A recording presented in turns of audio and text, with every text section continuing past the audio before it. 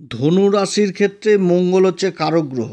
মঙ্গল হচ্ছে ধনু রাশির ক্ষেত্রে পঞ্চম ঘর, যেটা মেষ রাশি, মঙ্গলের মূল ত্রিকোণ রাশি, এবং দ্বাদশ ঘর বৃশ্চিক রাশি।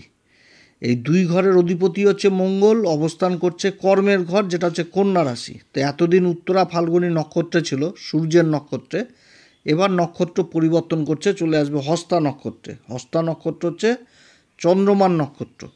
চন্দ্রমার নক্ষত্রে অবস্থান করবে মঙ্গল এই 14ই আগস্ট থেকে একদম সেপ্টেম্বরের 2 তারিখ পর্যন্ত।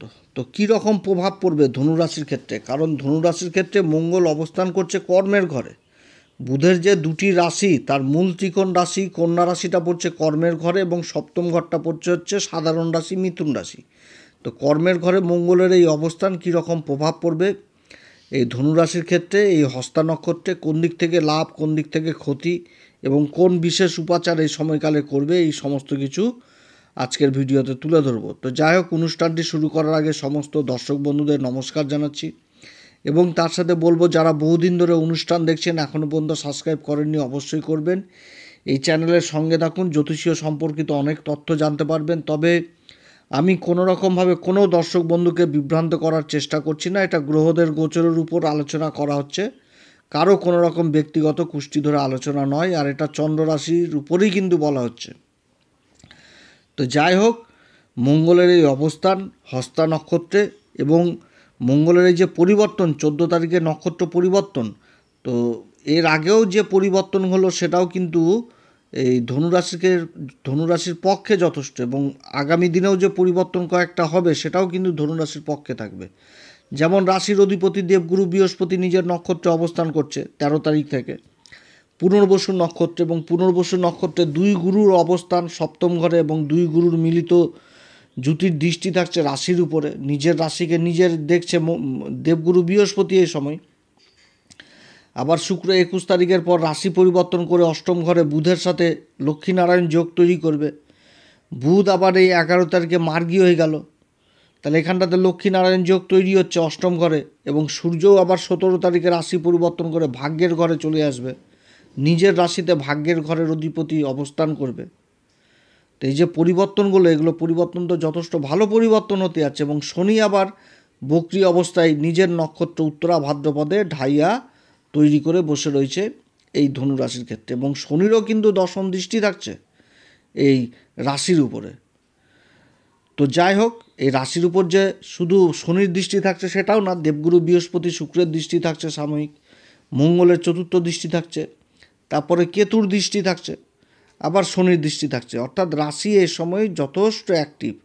ধনুরাশির ব্যক্তিত্বের উপর এখন এই সময়কালে বিশেষভাবে প্রভাব পড়ছে, এবং সর্বোপরি দেবগুরু বৃহস্পতির প্রভাব মানে এটা সবথেকে বড় প্রভাব, কারণ নিজের নক্ষত্রে বসে নিজের ঘরকেই দেখছে এই সময়।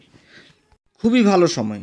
তো গ্রহদের যে অবস্থান আর গ্রহদের যে নক্ষত্রগত অবস্থান যথেষ্ট ভালো সময়। তবে মঙ্গল কর্মের ঘরে অবস্থান করছে, শনির সাথে সমসপ্তম যোগ, এবং এই সমসপ্তম যোগের আবার দেবগুরু বৃহস্পতি এই যে কেন্দ্রে অবস্থান, যে মঙ্গলের সাথেও একটা কেন্দ্রের সম্পর্ক, আবার শনির সাথেও একটা কেন্দ্রের সম্পর্ক হচ্ছে, যে ঢাইয়ার যে একটা বাজে প্রভাব রাশির উপর পড়ে। কারণ এর আগে ধনুরাশি কিন্তু প্রভাব পেয়েছে সাড়ে সাতির সময় যে চিত্র ছিল সেটা কিন্তু আমূল পরিবর্তন এই ঢাইয়াতে।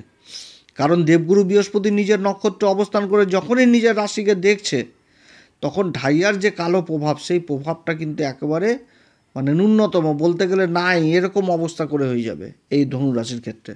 অর্থাৎ ঢাইয়ার কিন্তু আর কোনো প্রভাব থাকছে না। হ্যাঁ, তবে শনি মঙ্গলের সমসপ্তম যোগ, এর আগে বিশেষভাবে আলোচনা করেছিলাম, যেটা মঙ্গল কর্মের ঘরে অবস্থান করছে, একটা প্রশাসন জিনিসটাকে বুঝাচ্ছে। আর শনি চতুর্থ ঘর সুখের ঘরে অবস্থান করছে, ঢাইয়া অবস্থান। তো শনি শ্রমজীবী, বেতনভুক্ত, এগুলোকে বুঝাচ্ছে। অর্থাৎ কর্মক্ষেত্রে নিজেদের দাবি দেওয়া আদায়, এই জিনিসগুলো হবে, এবং যথেষ্ট একটা ভালো জায়গাতেই যাবে। কর্মের দিক থেকে যে একটা উন্নতির সিগন্যাল, সেটা কিন্তু বুঝাচ্ছে ধনুরাশির ক্ষেত্রে। কারণ সূর্য যখনই রাশি পরিবর্তন করবে, তখন কিন্তু সূর্য হচ্ছে এই ধনুরাশির ক্ষেত্রে ভাগ্যের ঘরের অধিপতি সূর্য। তো সূর্য যখন ভাগ্যের ঘরের অধিপতি, স্বয়ং রাজা, তো যখন নিজের ঘরে অবস্থান করবে ভাগ্যের ঘরের অধিপতি হয়ে, ভাগ্যের ঘরেই অবস্থান, তখন তো একটা মহাভাগ্যবান যোগ হয়ে যাবে। এবং কেতুও তো অবস্থান করছে, কেতু তো থাকছে হচ্ছে পূর্বা ফাল্গুনী নক্ষত্রে। তো সূর্যও থাকবে আবার উত্তরা ফাল্গুনী নক্ষত্রে, তারপরে আবার পূর্বা ফাল্গুনিতে আসবে। তো মানে একটা খুব ভালো অবস্থান হতে যাচ্ছে এই ধনুরাশির ক্ষেত্রে আগামী দিনগুলো। তো সেই সময় যখন পরিবর্তন করবে সেই সময় বিশেষভাবে আলোচনা করব। আজকে তো হস্তা নক্ষত্র, তো হস্তা নক্ষত্রের যে পরিবর্তন, হস্তা নক্ষত্রের অধিপতি হচ্ছে চন্দ্রমা। চন্দ্রমা হচ্ছে এই ধনুরাশির ক্ষেত্রে অষ্টম ঘরের অধিপতি, কিন্তু চন্দ্রমার এই নক্ষত্রটাই পড়ছে কন্যা রাশিতে, যেটা হচ্ছে কর্মের ঘর। এবং অষ্টম ঘরে কিন্তু বুধ অবস্থান করছে। বুধ মার্গী অবস্থায় রয়েছে এবং বুধ 21 তারিখে আবার নিজের নক্ষত্র অশ্লেষাতে চলে আসবে, কর্মের ঘরের অধিপতি বুধ। তাহলে এখানটাতেও কিন্তু একটা নক্ষত্রের ভালো প্রভাব থাকবে এই ধনুরাশির উপরে, অর্থাৎ কর্মক্ষেত্রে কিন্তু বিশেষ উন্নতি। তো যাই হোক, এই হস্তা নক্ষত্রটা হচ্ছে যেটা সূর্য উদয়, আমাদের যে যে মানে জ্যোতিষশাস্ত্র বলছে সূর্য উদয় যখন হয় তখন যে সূর্যের কিরণটা পৃথিবীর বুকে পড়ে, আমাদের মানব সমাজের উপর পড়ে, তো সেই কিরণটাকে কিন্তু হস্তা নক্ষত্রের সাথে তুলনা করা হয়েছে। এবং এই সূর্যের কিন্তু একটা কানেকশন থাকছে এই নক্ষত্রেও, কারণ নক্ষত্রের অধিপতি চন্দ্রমা, কিন্তু নক্ষত্রের অধিপতি দেবতা হচ্ছে সূর্যদেবী আসছে। সূর্যের কানেকশন চলে আসছে এখানটাতে, কারণ যে দেবতার নাম করা হচ্ছে সেটা হচ্ছে সবিতা, অর্থাৎ সূর্যের অপর নাম। তো সূর্যের কিন্তু এখান থেকে একটা কানেকশন চলে আসছে। এবং এই নক্ষত্রটা বুধের ঘরে মানে বুধের রাশিতে পড়ছে, 4টি চরণ পড়ছে। এবং এই 4টি চরণে যে কন্যা রাশিতে পড়ছে, এর বিস্তারই হচ্ছে 10 ডিগ্রি থেকে 23.20 ডিগ্রি পর্যন্ত এর বিস্তার। এবার সূর্য থেকে দেখা হয় কি, সূর্য থেকে প্রশাসন জিনিসটাকে দেখা হয়। সূর্য তো হচ্ছে গ্রহদের রাজা, প্রশাসন জিনিসটা দেখা হয়, ব্যক্তিত্ব, মান সম্মান, যশ খ্যাতি, এগুলো সমস্ত কিছু দেখায়।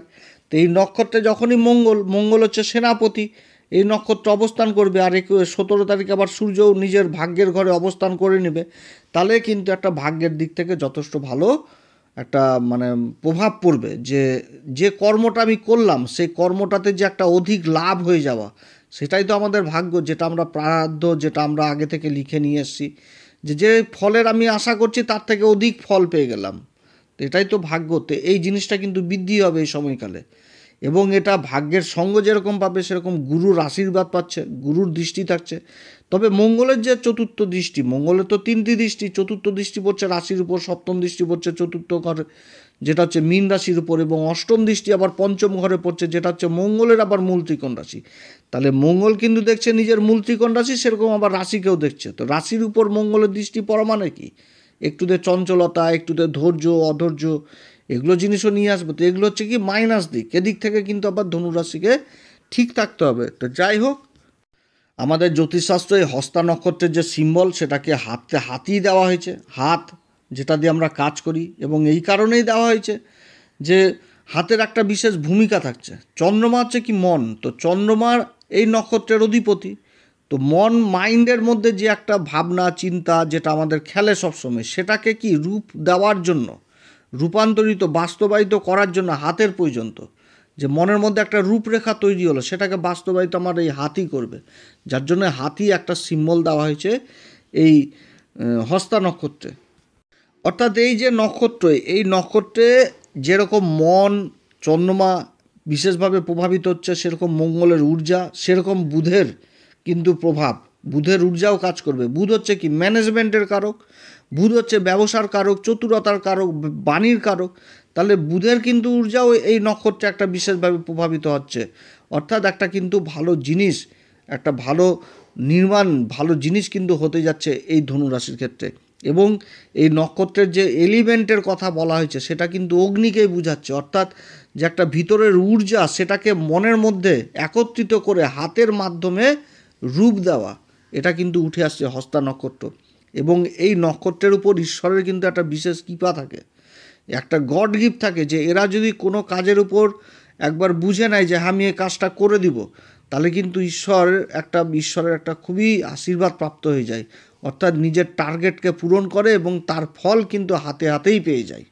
অর্থাৎ মঙ্গল এই নক্ষত্রে অবস্থান করা মানে মনের যে এনার্জি, সেই এনার্জিটাকে কিন্তু কাজে লাগাতে হবে একত্রিত করে, এক জায়গায় নিয়ে এসে, অর্থাৎ মনকে স্থির করে সেই এনার্জিকে নিজের হাতের মাধ্যমে কাজে লাগাতে হবে, তাহলে যথেষ্ট উন্নতি। তো যাই হোক, মঙ্গলের এই অবস্থান যথেষ্ট ভালো অবস্থানই নক্ষত্রে। এবার মঙ্গলের রাশির উপর দৃষ্টি থাকছে, তাহলে চঞ্চলতা এখানটাতে চলবে না, এখানটাতে ধৈর্য জিনিসটা উঠে আসছে এবং শনি মঙ্গলের সমসপ্তম যোগ, তারপর সূর্য চলে আসবে নিজের রাশিতে। তো অনুশাসন জিনিসটাও কিন্তু উঠে আসছে, অনুশাসনের মধ্যে টাইম মেনটেন, এগুলোর মধ্যেই সমস্ত কাজ এগুলো করতে হবে। এবং মঙ্গলের যে অষ্টম দৃষ্টি থাকছে পঞ্চম ঘরে, সন্তানের ঘরে, তাহলে কর্মের ক্ষেত্রে সন্তানের জন্য যে পিতামাতাদের একটা দুশ্চিন্তা যে ছেলে কোন কাজ করবে, কোনো কাজ তো হাতে পাচ্ছে না, তো সেই এখন হাতের নাগালেও কিন্তু কাজ পাবে এবং সেই কাজে যথেষ্ট উন্নতির যোগ থাকছে। তবে বিশেষভাবে উন্নতি হবে কোন দিক থেকে, যেগুলো হস্তশিল্প, যেই সমস্ত কলকারখানাতে হাতের প্রয়োজন রয়েছে, সেই সমস্ত কাজে যথেষ্ট উন্নতির যোগ। বিশেষ করে যে কোনো হস্তশিল্পী, যেরকম মঙ্গল হচ্ছে কি যে জমি জায়গার কাজের সাথে প্লটের বা যেগুলো রিয়েল এস্টেটের কাজ, বড় বড় বিল্ডিং স্থাপনের কাজ, সেখানটাতে ডেকোরেশনের কাজ, বহু রকম, একটা বিল্ডিংয়ে তো একরকম কাজ হয় না, বিভিন্ন রকম কাজ হয়। তো সেই কাজগুলো যেরকম ইঞ্জিনিয়ারিং লেভেলে যারা পড়াশোনা করছেন বা কাজের চেষ্টা করছেন, যারা সফটওয়্যার নিয়ে পড়াশোনা করছেন, যারা কম্পিউটার সায়েন্স নিয়ে পড়াশোনা করছেন, কোনো কিছুর উপর গবেষণা করছেন, সার্জেন, ডাক্তার, কারণ মঙ্গল থেকে উচ্চ আধিকারিক যেরকম দেখায় সেরকম রক্ত বিচারটাও করা হয়, রক্তের কারক হচ্ছে মঙ্গল। তো সার্জেন, বড় বড় ডাক্তার, এই সমস্ত কাজেও বিশেষ সুনাম সুখ্যাতি অর্জন করবে, বা যারা কর্মলাভের চেষ্টা করছেন সেই কর্মপ্রাপ্তি হবে। মঙ্গল থেকে খাদ্য জিনিসটাকে বোঝায়।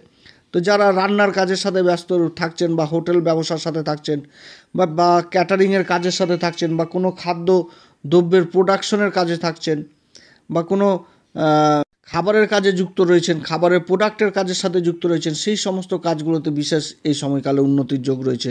হস্তশিল্পীর সাথে যারা যুক্ত রয়েছেন, সেই কাজগুলোতে যুক্ত যারা রয়েছেন তাদের জন্য যথেষ্ট ভালো। যারা কোনো শিল্প, যেরকম নৃত্য, চিত্র, সঙ্গীত, এই সমস্ত কাজের সাথে যারা যুক্ত রয়েছেন, কিংবা এই সমস্ত কাজে ব্যবহৃত ইনস্ট্রুমেন্টের কাজের সাথে যারা যুক্ত রয়েছেন, সেই কাজগুলো বিশেষভাবে প্রভাবিত হবে। অর্থাৎ বর্তমান যুগে হাত ছাড়া কোনো কাজই হয় না বলতে গেলে।